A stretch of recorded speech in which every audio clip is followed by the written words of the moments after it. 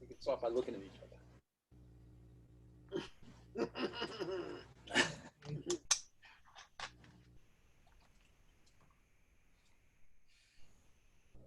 Want me to introduce you? You can introduce yourself. I'll introduce you. Okay. This is my girlfriend, Peggy. Okay, she can hear me. Okay, this is my girlfriend, Peggy. Yeah. Who's leaving now? No.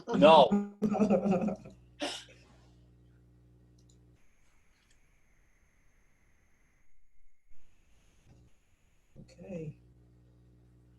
Here we go. Is this? It's recording now. Yep, I can see Recording.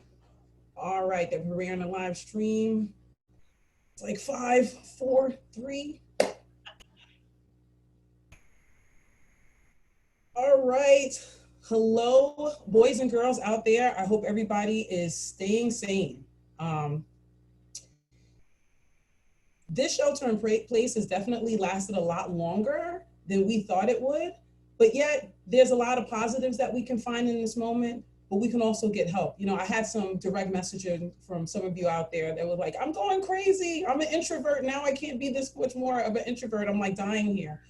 So I said, you know what? Let's go to my resources in a database. So I have 2 special guests here today that's going to help us in terms of preserving our mental health while we're sheltering in place. So my 2 guests, if you can go ahead and introduce yourselves and tell us about who you are and what you do. Well, thank you, Crystal, for providing this opportunity, because I think it's definitely well needed. My name is Dr. Larry Force, and this is my wife and co-therapist, Peggy Pisano. And we come to this discussion with a lot of experience, and we also come to this discussion with the lived experience of adjusting to this new world. I've had people tell me about all the things that have been restricted, but I've also had discussions with people that have talked about the fact that this is an opportunity to reconfigure. One guy even said that he looks at it as a rebirth. And I think that, you know, as we start to have these conversations about where people are, how, you know, what they can do, I think that there's hope here.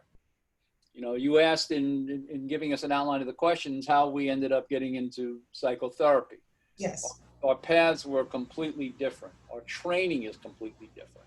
And as a result of that, we have different eyeglasses on looking at the world and interpreting behavior. You know, mine came more out of experimental psychology than Freudian thing. And I now have landed for a number of years in the solution-focused arena, because I believe that, and things that I say to my clients is that, you know, we're not your heroes. We can't fix you. And the reason we can't fix you is because you're not broken. Mm-hmm. You know, everybody's got stuff. And the idea is to move from here to move beyond. So Peggy's path is different, and maybe you could talk a little bit about that. I'm a retired school psychologist and had diverse experiences K through 12. Currently, I do some private work, and I think my experience is more of a cognitive behavioral kind of thing with some specific supports and interventions based on changing behavior and then changing thoughts. So I think, you know, in today's world, there's lots of ways that we can think about changing our thoughts, because it's a new world for all of us. So that's and I think, right. And I think that, you know, not only do we have different theoretical eyeglasses, but Peggy, you know, her focus in adolescent development is rich. I mean, by again, the lived experience of working with adolescents through her professional career. My focus is more on adult development. And the fact is that the blending of the two, because let's be honest, you know,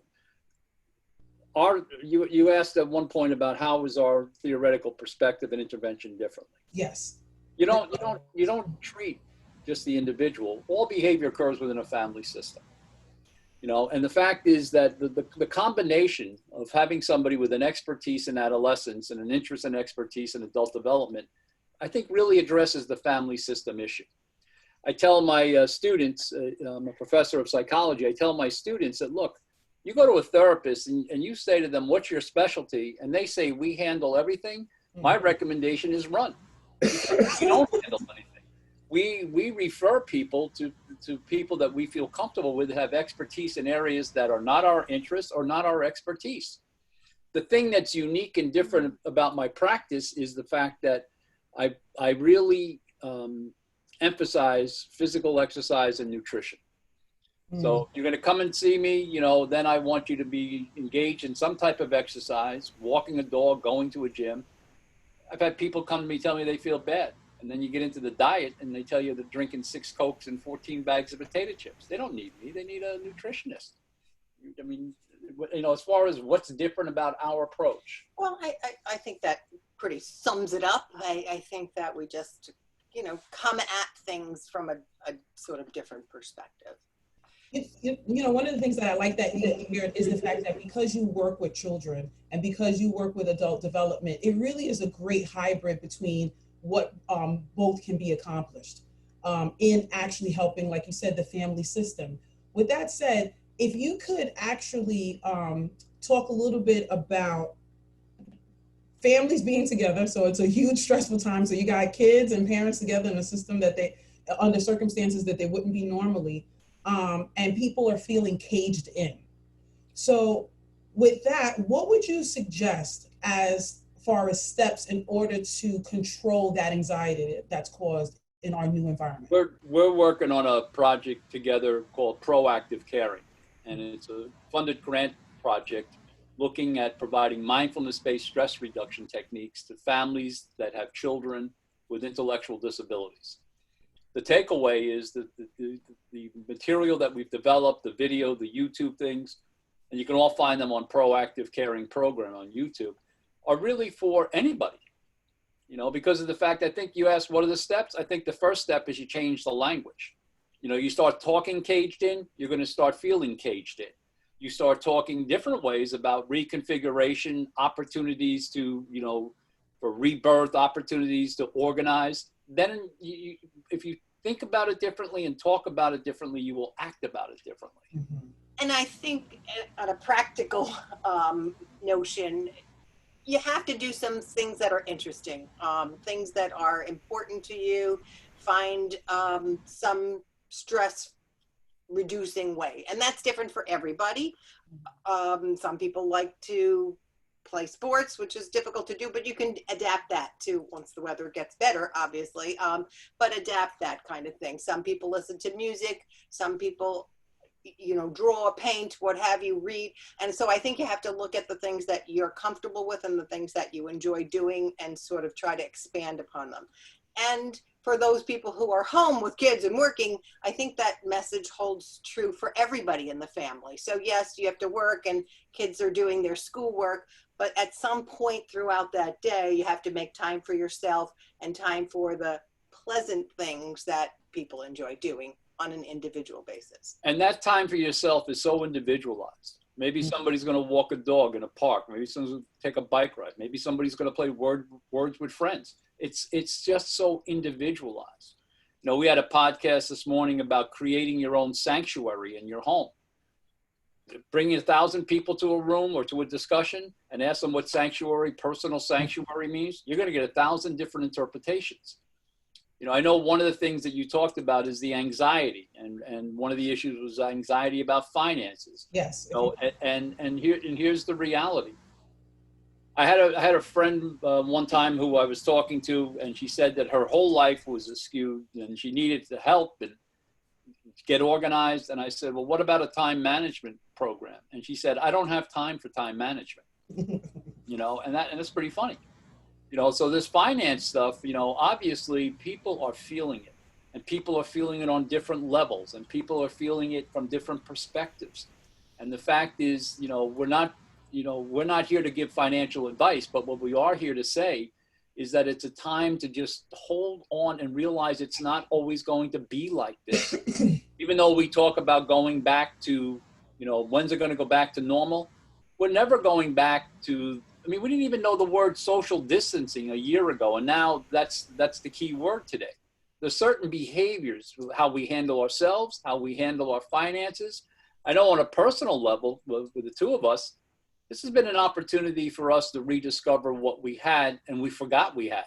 And we're not just talking about, from a financial perspective, but having access to things that we purchased that we never use, or we purchased some more things that we didn't need. It's given us time, even in our food intake. This idea of, planning food rather than going out to order something or having something delivered. It's a whole different discussion that we have, and I think that it's affected the patterns of the way we think. It's affected the patterns of the way we go grocery shopping, because we're going, all suited up, with masks and gloves every 2 weeks and staying away from people. And it's going to change the way we do everything, including the way that we operate with finances. The other thing you talked about is the suicidal ideation stuff. Again, look, you can come into our practice and you tell us anything you want. And it's the last place on earth that you are guaranteed, this confidentiality. Unless you do two things. Unless you come in and say you're going to hurt yourself, you're going to hurt somebody else. And then the confidentiality shield gets pierced. Suicidal ideation, starts with a thought process. And I think that with the stuff that we're doing with the mindfulness stuff, the importance, and you can capture all this stuff on any YouTube, type in meditation or mindfulness and stuff will drop down. It's a practice. It's a way of trying to change the way that you think. And doesn't take years. It just takes minutes just to act differently, but it's a practice. But in terms of, depression and suicidal ideations, there are mental health facilities that are still out there and they're operative and they're working in our local county and Dutchess County where we are, the Asper Clinic, or they have mobile mental health teams. And so there are lots of things that are still out there. So, that's an extreme situation, certainly for someone who's depressed. I think what, Larry's referring to is that prior to, and hopefully if you can stop that cycle before you get to an extreme situation by doing some of the mindfulness or doing some activities that are stress reducing, then hopefully you won't get to that point where the depression is significant. And Peg's point is well taken about you don't have to do this alone. You're asking about whether it's anxiety, suicide. You don't have to do this alone. There are services that are out there. And your best default, most guaranteed default, if you feel as though that somebody's going to injure themselves, or you feel as though that this is going to a place you don't want it to go to, 3 numbers, 911. Call 911, because you don't have to do this alone. All the counties have disaster mental health teams. There are resources. I mean, some of them are quarantined down, but they're still available by phone. And as Peggy said, extreme circumstances, there's 911. I wanted you to talk too, because of children, some of them of different age groups, it might be hard for them to understand. Teenagers, especially those, like I have this in my own life. I got a senior, her whole life has changed right now from what she imagined that this senior year would be like, much less those in college. So if you could, like if both of you, and especially Peggy, if you could talk to the point of how can parents actually help their kids cope emotionally and psychologically right now? Well, I think, some of the strategies that we just talked about for parents would be applicable to children as well, depending on the age range. And, certainly someone who is older can process the information just like we can as adults. That doesn't mean it's so scary and depressing and saddened and for all those things that a senior perhaps in high school might have missed out on. But I would, depending on the developmental level of the child, speak to the issues. For an older child, they understand we might have to change life. We might not be able to go to college. Maybe, things are going to be online instead. So maybe you stay home and you regroup and you go the following year. For middle school kids, they can understand what's going on. I think the very young children have the most difficulty because they don't understand why grandma's not able to come over and give me a hug and I can only see her through maybe a glass divider.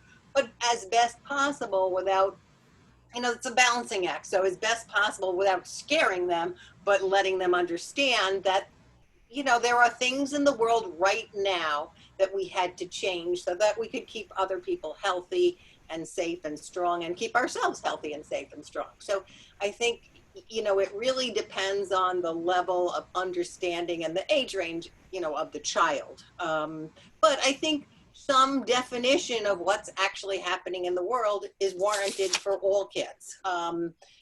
Young kids are going to have a very sort of a lesser fearful, if you will, version of the story. And then certainly older kids have more understanding of what's going on around them. So I think all things can be explained, but in different ways. And I also think that, you know, again, depending upon the age and the cognitive abilities processing of the child, the idea that it's not just about you, it's for the benefit of all of us. Okay, that it's not, you know, your ability to stay, you know, stay in the lanes, follow the guidelines. It's not just a benefit for you, but it's a benefit for all of us. Mm-hmm. You know, your question and interest in what happens as people now go to re-enter. Yeah, I mean, because everyone's anxious, you know, I mean, I shouldn't say everyone. I should say there's a great portion of the population who are anxious to get back to whatever semblance of normality that we had before. And the byproduct is I'm also hearing from a lot of people really close to me, they're fear and panic stricken about what that new world will be like. Well, what is this? Right. And so, I think that's a very realistic, you know, initial response, you know, but it's the language thing. Going back to a normal, that's not the language. Moving forward into new guidelines, new rituals. I think the days of, I was just talking to somebody that just interviewed for a job, and they were taken by the fact that they ended up getting this job, but there was never a handshake involved because everything was virtual. You know, there wasn't a we agree and a handshake like historically that it would be. I mean, anxiety is the onset can be or the it could be a fixed anxiety. You know what you're afraid of, versus a free floating anxiety. You're just anxious and you don't know why. This is a very fixed anxiety. People are very fixed on this. And the fact is that if you really come to us and you ask us, you know, what's to be able to learn a new practice of being able to manage yourself. And that practice really starts with incorporating into your life. And I'm not saying you have to be in a lotus position, but some type of mindfulness, breathing, relaxation, staying in the moment. You know, some people talk about the value of a gratitude journal. Be able to start right now about not what's wrong, but to put those eyeglasses on and write for the next week or two about what's right in your life. By that written practice, you're starting to think differently, talk to yourself differently. But I think that if you really want to figure out how you're going to operate out there, that starts with how you're going to operate in here. Mm-hmm. And that's not a theoretical construct. You want to know how to change that? Then again, go out, there's tremendous resources about how to go about building like a mindful breathing relaxation practice into your world, even if it's 30 seconds in the morning and 30 seconds in the evening before you go to sleep. That's how the practice starts. And there are other specific strategies, especially kids can use. I mean, they can, and it kind of, Larry said, a journal. Like you can write a journal just about what your thoughts and feelings and fears are for now, for the future. So, and those kind of things are a way of looking at the specifics of our lives. Mm-hmm. And then also, you know, kind of keeping in mind what those things were when we move forward. And so that works nicely with some people. It gives them an outlet, and no one has to read it but yourself, or you could share it. You know, it's up to the individual person. But I think some of those techniques help us kind of focus, see where our fears lie, and then maybe come up with some supports and strategies to combat some of those fears. Yeah. Some of the things I've heard my friends that have younger children, and when I say younger, I mean like 5, 6, or 7, they're allowing them to just like really draw pictures about how they're feeling and things like that. And it's a way of actually helping them, like you said, at their developmental level to relieve some of the pressure internally. And Dr. Larry Force, you were going to say something else. Just go ahead. No, I just think that it really starts, you know, with a practice. And I think, you know, the value that Peg, you know, stresses is there's a behavioral component. You know, I'm talking practice, and then she's further defining what that means or what that could look like. You know, so I think, you know, we really appreciate the opportunity of being able to come here today. And the fact is, you know, if we can help you or help your listeners, you know, please feel free to reach out to us. As you know, our whole industry has changed, as has yours. Right. And the fact is that we do see clients virtually on a HIPAA compliant website. If you wanted to find out more about us or contact us, you know, my name is Dr. Larry Force, and I can be reached at 914-475-7629. And the website is drltforce.com, or you can look on Psychology Today and you'll find Peg and I. So this was, you know, I think a really good opportunity. Did you have any other questions that people were concerned about? Or? Well, I don't, but if you could, if you had any parting words that you wanted to share with anyone before we sign off.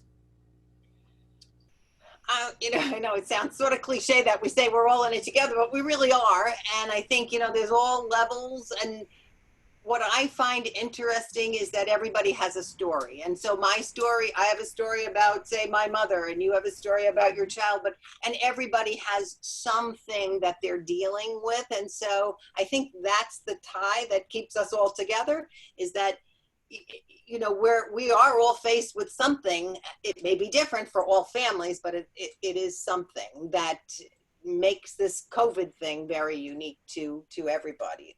So I do think that, you know, it's been difficult for people, and it's difficult for families, and there is an increased level of anxiety out there in the world of what are we going to do, and how are we going to do it, and how are we going to behave. And I think that some of that will just come from walking through and moving forward. And so some things we don't know, because we don't have that crystal ball to see the future just yet. So, and my message would be, you don't have to do this alone, and anything that anybody can help each other with, bravo.